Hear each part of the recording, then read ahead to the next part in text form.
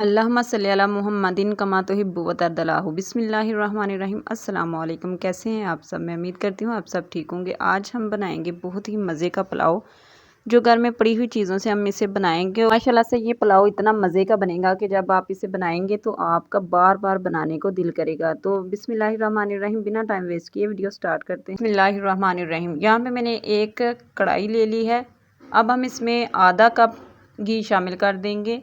घी जब हल्का सा गर्म हो जाएगा, इसमें हम कुछ मसाले डालेंगे, जिसमें मैंने लिया है 3 से 4 बादियान के फूल हैं, 4 से 5 छोटी इलायची हैं, 1 चम्मच ज़ीरा है और 1 चम्मच साबुत काली मिर्च है। इन सब मसालों को हम अच्छे से फ्राई करेंगे। जैसे ही ये मसाले अच्छे से फ्राई हो जाएंगे, हम इसके अंदर प्याज शामिल कर देंगे। प्याज को हमने अच्छी तरह से भून लेना है। बहुत ज़्यादा हमने इसका कलर डार्क ब्राउन नहीं करना, बस हल्का सा जब ये ब्राउन हो जाए तो इसके अंदर हम टमाटर शामिल कर देंगे। टमाटर डालने के बाद हम इसे अच्छे से मिक्स करेंगे और अब हम यहाँ पे डाल देंगे चिकन।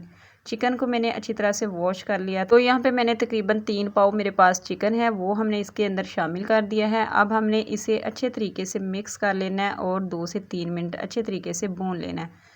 जब हम इसे अच्छे तरीके से भूनते हैं तो इसकी स्मेल जो है ना वो ख़त्म हो जाती है, तो इसको भूनना बहुत ही ज़रूरी होता है।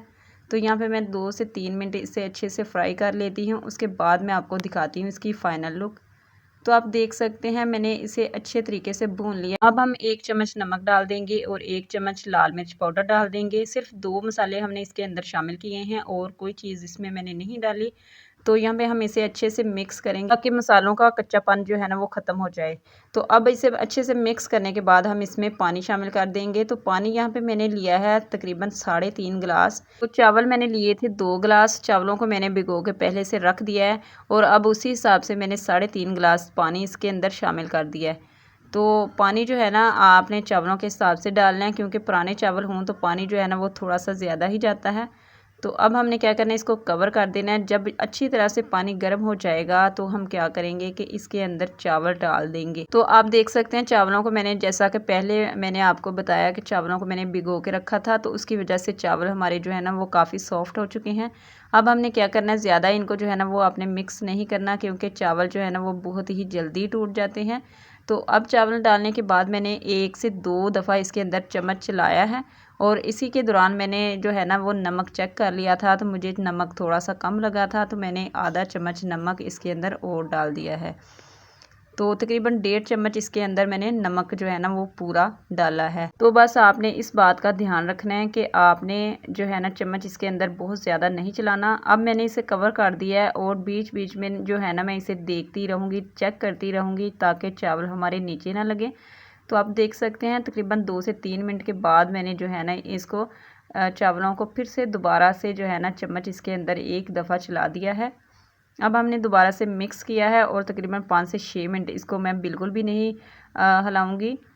तो अब आप देख सकते हैं 5 से 6 मिनट के बाद हमारे चावल काफ़ी हद तक पक चुके हैं, पानी सारा खुश्क हो चुका है। अब हमने क्या करना है, इसे दम लगाना है। और दम जो है ना आप लोग अपने तरीके से लगा सकते हैं, लेकिन मैं जो है ना इस तरीके से दम लगाती हूँ, मैं आपको आगे वीडियो में बताती हूँ। तो यहाँ पे मैंने थोड़ा सा ज़र्दा कलर ले लिया और थोड़े से पानी में डालने के बाद इसको चावलों में डाल दिया है।